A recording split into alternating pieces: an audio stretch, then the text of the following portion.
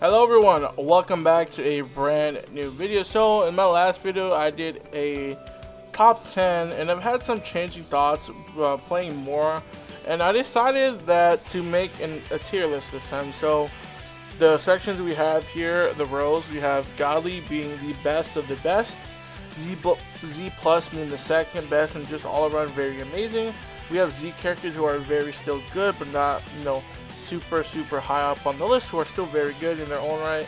And we have A for just the average, still very good, just not better than these guys, who can still be very good, just not best what they need. And we have honorable mention. So I like to touch upon A and honorable mention here. Honorable mentions are characters that I think can be good, or that are good, just not better, or I just can't justify running over these characters. And I think A, with how good the characters are up in these just 3 characters and just these 2 categories in general, I think we definitely need a silver lining, a row dedicated to characters that are very good, just not good enough. So we're gonna start with the bottom here. We're gonna get off first. I think we should start off with someone who's recently released and just very good all around and a very good addition to the Diamond team. We're gonna talk about Majin Vegeta. So if we go over his kit real quick, he is a purple. He just released. Right here. Okay. Let's take a look at his max stats here. So his max Z ability. So his Z ability, he's getting 35% to tag Daima, purple or blue strike and blast defense. So he is made for GOKU or for Daima GOKU. We'll just take a look at his kit here. So on his ultimate, when you tap your main, he's getting his ult, of course. He's also drawing a Dragon Ball. He's restoring ally health by 20, and then he is getting 30% ki. He's getting 20% healing and 32 ki. He's also buffing damage inflicting. He's also showing sub count by 5. So that's pretty decent there. And then falling effect occurs when the battle starts. So he's getting 200% to 210% to damage inflicted. And then reduce damage received by 70, reduce impact, load, and damage received by 10%. And then plus 50 to own ki recovery. And then plus 20% to damage health restoration. So this is very good because running with Super Saiyan for GOKU or Vegeta, those units are healing quite a lot. Even Tamagami, I've seen the double purple setup with Tamagami and do with Fortune. So he can be very good here. And then 10% to special move arts. And we're just going to go over just a little bit. We're not going to go too deep on these kits. Of course, he's flying buff effects. But he does have endurance. But I do want to highlight what his unique ability is. So I think that's what I'm going to do for these other characters. Just go over what their main ability is and job as a character, opposed to rolling through the whole kit. So I think this is the most annoying and special thing about Duke. So the first time he's getting hit, he's reducing impact damage for 10% for 5 counts. And then on the second time he gets hit, he's scurrying your hand. So like the blue cell or the red cell, ultra cell, blue card, or there'll be the baby. Just the really annoying thing. He's getting it when he gets hit twice. And then the third one is basically a disrupt. He's reducing ki by 40, which there are some characters who are immune to ki destruction. So keep that in mind. And it resets after you switch back in. So I think that's just the main goal here for Majin Vegeta. Now let's get into another honorable mention here. We have Majin Q. I think Majin Q could also be a very good option for the Diamond team. Of course, I think there's someone slightly better to run on the main Diamond team, but I think Majin Q is probably as good as Do, if not slightly worse or better, depending on what you're doing. They both have paralyzed, but I think Majin Q's paralyzed is way more annoying. He's getting 190% to damage inflicted. Also on his main, he's destroying 2 ground cards and he's drawing his ultimate. He's restoring health by 30%. And he's getting 50 ki. He's also canceling actual downgrade. He does that a lot. And he's also playing no switch. He is also destroying cards on entry. Every time you switch, he is getting ki. He has the 5 times mana frustration. He gets cover null in the green. He has the paralyze, the bleed. He has a lot of cover null. And I think that's pretty much all that needs to be said. Majin Q is a very, very good character who deserves to be in the honorable mention. So I think we have just one more character to put here. I wasn't too sure to put here, so we decided to put Android 17. Definitely a character who has slightly fallen off just a little bit, which is surprising. He's definitely still a very good character. I just can't, putting him up here with these guys. You could argue to put him in A tier, but I'm just gonna put him comfortably at the third one for honorable mention. What is he doing? He's healing the team. He can be slotted in a leader, but he's mostly ran on the Android or the future setup on leader, or just any slot you can put him on. He's gonna do very good. He has attribute downgrade. He's supporting. He's healing. He's debuffing. He has double vanish. Overall, just a very solid unit, and not much needs to be said. And MVP 17 is very good. So going off the first character in the A tier again, these are characters who are good, just not as good, or just need slightly more to be like that much more viable. But I think Tamagami could argue to be in Z tier, but I think I'm comfortable putting him in A tier. The reason is, so let's just take a look at his kit here. Tamagami is a purple character. I think he's definitely the best for the Daima team. If you're gonna run the Daima team, you're gonna run 4Ku with Vegeta. If you're not gonna use Vegeta, you're probably gonna use Ku or the red OG Daima Q. But we're just gonna go over his big little niche here, if I can find it. Yeah, so this effect. Every time he enters the battlefield, what he's doing, he's drawing a new card, which is fine if you have 3 favorite cards. He's also reducing Q by 30, which is pretty good. He's destroying a card. There's a lot of Daima characters that destroy cards, so that's very annoying. He's also sealing a blue card, or special art. I think that's a green card. I don't remember. It can be used for 5 counts. He's also sealing the Rising Rush for 5 counts. So, if you're running the double setup, like I talked about with Do and Tamagami with 4Ku, what you basically have is a -4 to sub count for the whole game. Because if you're running the full Daima team, you're going to get the -2 sub count on GOKU, 4Ku, pretty much the whole game. And then Tamagami also has an ability to -1 sub count to your team. And then Do also has one of those. So what this does is makes it impossible to rush your team. With the sub count manipulation and all the disrupts the Daima teams, every time you swap back in with your rotation, you're just going to have just times where you're fighting like Majin Ku or Majin Du or Tamagami, where you're just disrupting their whole hand and they just can't draw enough cards. And with the fact that 4Ku nullifies buff effects, he's canceling debuffs when he's being hit or when his allies are being hit. This also gets rid of cover null, so this frees up, and this kind of gets rid of those long combos if you're not getting enough cover null. And just the fact that you just can't rush Tamagami when he's on the team is very annoying. So I think he's definitely deserving of the top in the A spot. So the next character is kind of hard for me to rank him because he definitely did get slightly better, but I just think there's better options for the Daima team, and I just can't make an argument for you to run him. Of course, if you have no other units to run, I would still run him on the main Daima team with 4Ku, but I still gonna stay here comfortably at A. We're not gonna look into his kit too much because he does have a little bit, so he's getting the blue cards on his green. He has the melee gauge, the attacking gauge. He also has endurance on Rising Rush, and he has a couple of niches. He has the let's actually just take a quick look at him. Again, I don't want to go too in depth on these like lower tier characters, but for I think him being very good still, I think definitely is deserving of it. Okay, so here when he enters the battlefield, so yeah. He's getting 30 key, cover null for 10 counts, and also destroy card effects. So that's also very good. He's destroying a card, inflict attribute downgrade. His unique gauge is charged twice every time he uses a card, basically. The following effect occurs when the enemy, this is like an enemy switches. So this is like kind of one of his niches. He's getting his vanish back, so that could be very good. Resets after the character switch, but only activates once. He's also getting 20% of the damage inflicted. And he's only type neutral for 10 counts.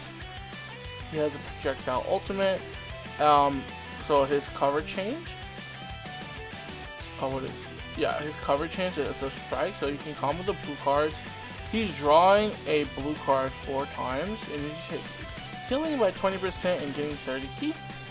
He's also canceling buff effects, and attribute He's shorting sub count by 5 when you get Rising Rush. He's also getting Endurance, and he's canceling attribute upgrade and buff effect. So he can be very good, and definitely a rush protection unit if you're not using Ultra Cell, or if you're not using Ultra Cell.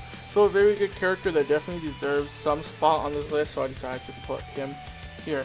So the next character in the A tier, we have Fusion Zamasu. If we put this by red and sparking, so Fusion Zamasu, I think definitely aged slightly better than his initial release. Again, he's just an all-around good character. What makes him very good is his disrupts.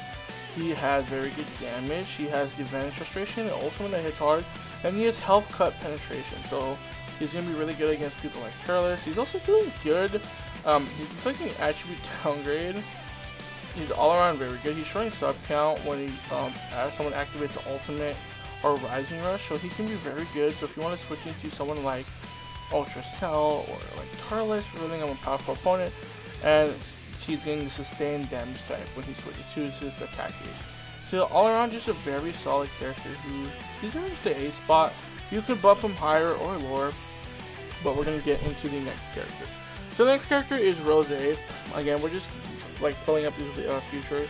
That dude in future is the second best. Not much needs to be said. Of course, Rose has very good damage. He can paralyze. He has the 3 ultimates. Very good blue card. Very good combos. He has a lot of health or cut penetration. He's doing a lot of damage, and all around just a very underrated character. Definitely he's gone down just a little bit.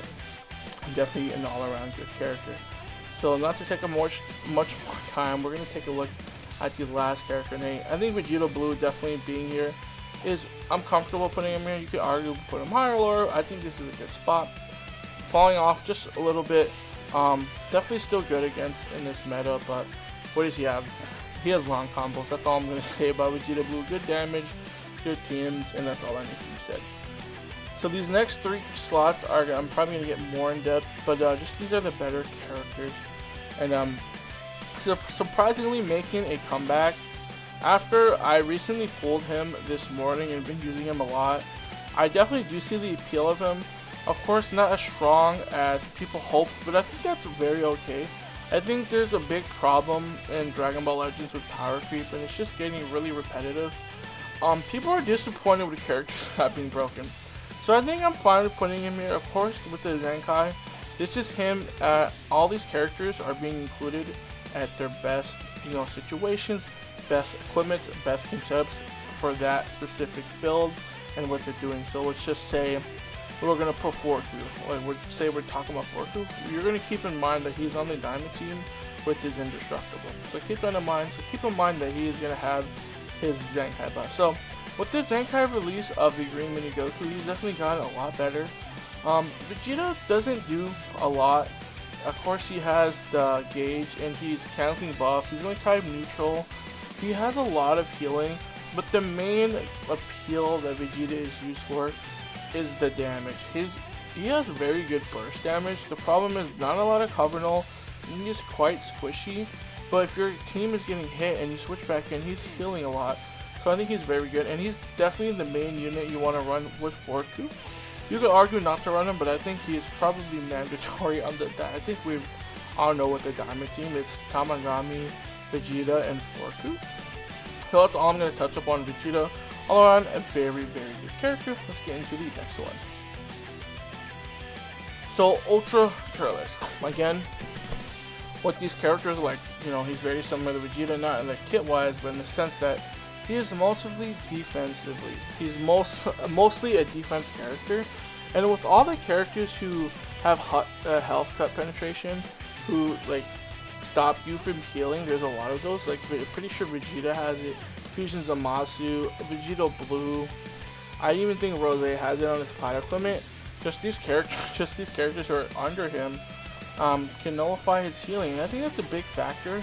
Of course, he's blue. He's defensively, so of course at the lower stars you have, the less value you're gonna get out of him. The more he ages, he's definitely gonna, I think people with defense gauges, not really a defense gauge for him specifically, but characters with the defense type are just definitely gonna age especially characters who generally have a defense gauge, are just going to age really bad due to that they need to take damage. And with the power creep in this game, where we have a character like Ultra Cell who's already getting power crept, not as hard as he did to Majin Vegeta or Beast Gohan, but I think I'm fine putting Tierlist here. Of course, he has his comeback, and he's a very just defensive heavy unit. So a big surprise for the third character is Majin Vegeta. So with the release of Super Saiyan 4 GOKU, I think the Reds have been thrown off balance, and definitely a meta shift. I don't think it's the biggest meta shift, but it's definitely noticeable. And I think he does exceptionally well against the Daima team. He is one of the best characters against the Daima team. Of course, if you're gonna lock him in, you can still snipe characters, but of course you're gonna lock someone in and use that counter gauge. Just keep in mind that 4Ku is gonna be healing and selling that blue card, so you can't really do that. But against other characters, he's very amazing. Of course, kit-wise, he's always had one of the best kits in the game. Even during Ultra Cell's reign for the past week, 2 weeks, still a very phenomenal character. Has the AoE green, he's drawing a full hand, type neutral, lock in ultimate, cancels buff effects, counter gauge, draws a blue card, endurance. I can go on and on. We know how good Majin Vegeta is. I definitely seen some value. You could argue to put him in any of these three, but I'm gonna put him here just because I think he's the best, one of the best counters to the Daima team. So just keep that in mind. So the next character we're going to be talking about is 3Q. So I originally had him at the #1 spot in my tier list. Of course, I still feel the same. Probably not anymore, but he's definitely could be argued to be here or here. But I just think the way 3Q is right now is there is not many teams to run him on. So that's the only reason we're going to put him lower. He is basically immune to everything. He's immune to R2 downgrade, card effects, his anti-endurance. Once you get him started, it's impossible to stop him. He does a lot, and he can do a lot, and he's just a very good character. One of the best characters in the game, who was definitely aged surprisingly, because people like Vegeta Blue who were better on release and things like that. So it's definitely a surprise, but I think he's deserving. And just to keep these blues in check, again, one of the main reasons we have him slightly lower than the initial video is just because of the team restriction. He is mostly ran on later slot, unless you're running the Majin Buu Saga, which these guys can be a very decent team. But I think he's mostly ran on later slot, probably with GOKU or some other Sun family character. But I'm comfortable at putting him at Z+. So the next character we want to touch upon is Super Saiyan God GOKU. I think GOKU is definitely one of the best aging characters, not on his initial release, but with the release of his platinum equipment. I think it's been 4 months now, 3 or 4 months, and he hasn't fallen out of the meta a bit. Definitely he's fallen down a bit from his initial release, being top 5 in the game, still being one of the best characters. He has very good damage, he has endurance, he has a lot of healing. Of course, he has one thing I forget to touch up a lot on when I do my showcases with GOKU, or when I include him, is his Vanish Restoration. He has very good Vanish Restoration, and he's going type neutral, he's force drawing green, his ultimate hits very hard, his blue card is very amazing, and a very good character who I've seen be ran with 4Ku a lot, and myself I personally ran him with 4Ku. Not much needs to be said about that, still in a very amazing unit, and I think I'm very comfortable putting him at the #2 spot for the Z+. So the last character coming in on the Z+ is Ultra Beast Gohan. Of course, you could argue to put him a little higher, but I'm not going to do it. I think he's very comfortable here, sitting in the top 6 in my opinion. What does he do? He has special green cannon that can still snipe people, even Ultra Cell. He has the very annoying disrupt, arts cost increase, which is this guy's immune to it, and he's also clearing the debuffs, not everything. He has a very annoying disrupt, very good damage, good teams, and we know what Beast Gohan can do. Like, he ran the meta for a while there. I'm not gonna say anything more about Beast Gohan. Let's get into these next 3 characters. So we're actually not gonna start with the first best. These guys, the best of the best. We're actually gonna start with the least best, or the 3rd best. So I think Ultra Cell, yes, might be a shock to you guys, but to people who've been playing the game, I had a feeling Ultra Cell wasn't gonna age the best. He doesn't have a specific gimmick like other Ultra headlines have, or just other Ultras in general. He just excels at doing everything. He has anti-endurance. He's a very annoying kit. He has ultimate that hits very, very hard. He has armor break, counting buff effects, attribute downgrade. He's doing it all. He has endurance. He's nullifying endurance, just like existing. Very, very good. I'm not going to say much about these characters at the top because they are just the best of the best. And we know what Ultra Cell can do. He's been running the meta for the past 2 weeks. And it's just sad to say that, you know, he's not as good as he was. Of course, he's still the 3rd best character in the game and still very, very good. You're not gonna have a hard time using him. But the more and more I play and the more I climb back up to Godly, because I haven't been grinding that hard this season, and I'm very nearing Godly, the more and more I fight other Godly players, I just don't see Ultra Cell anymore. And the best team in the game is definitely the Bad Battle team with Gronks. So it's definitely sad to see Ultra Cell fall this hard already. Of course, you know, not crazy hard like Beast Gohan and Majin Vegeta, but definitely is falling off a bit with just how good Super Saiyan 4 Goku is.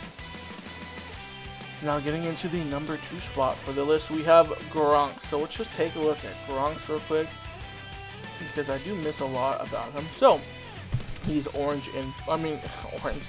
He is blue and purple, has the succession mechanics, so he's immune to those revival nullification mechanics. So he is getting, he has a nullifying blue card, he has a revive, he has the purple, he's getting a lot of key, he's charge unit gauge charge rate. What else is he doing? So of course the succession mechanic, when the battle starts, he's getting unit gauge by 90, and his switch gauge to 60%, 110% to damage affected. And then every time you're faced with an enemy, he's getting 20% or 20 key plus 10 to damage inflicted. But I think this is one of the best things that we have. Nullifies enemies with wide range special arts when his character is one of the following states. So if he's standing, moving, or standing still, so all of these. Receiving attack, exclude abnormal conditions, special statuses caused by certain arts. So all of these are just very, very good. Of course, his cover change is against strike.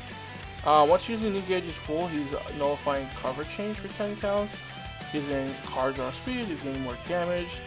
When the following effect occurs, you hit with the arts cards characters on the battlefield. He's getting new gauge by 30, and damage inflicted by allies for 15 counts.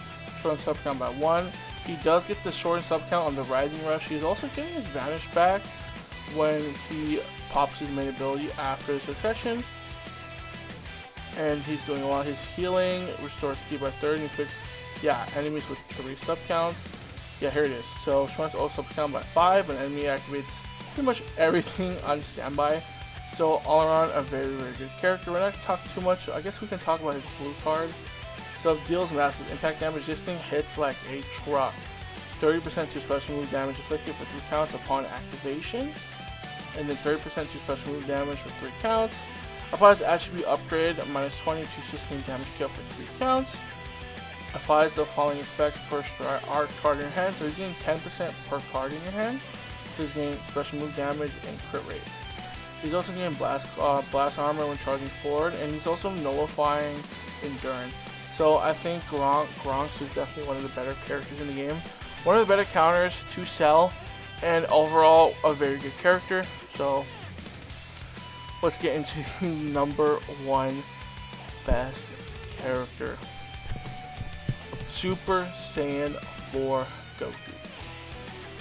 I am not going to talk too much about him because he's very, very broken. If I can even find him here. Here we go. I'm not going to talk too much about him. I guess we can just go over his broken mechanics, because we know what he can do. He has a very insane kit. 208% of damage inflicted, of course. When he enters the battlefield, he's drawing a new card, destroying a Dragon Ball, cover change for 10 counts, sealing main abilities for 5 counts, affects enemies with attribute downgrade, his comeback, little comeback, last man standing. I like to call it a comeback because basically it is. He's destroying one of your own cards, but drawing his ultimate. He's getting 50% health, double card draw speed, immune to card destruction, ghost type neutral, basically gets rid of the opponent's banish. And puts no switching for 10 counts. He gets indestructible when he's with the Daima team. Every time he's hit when he's not on the battlefield. Every time when he's hits an enemy, so he's showing sub count by 1. There's resets.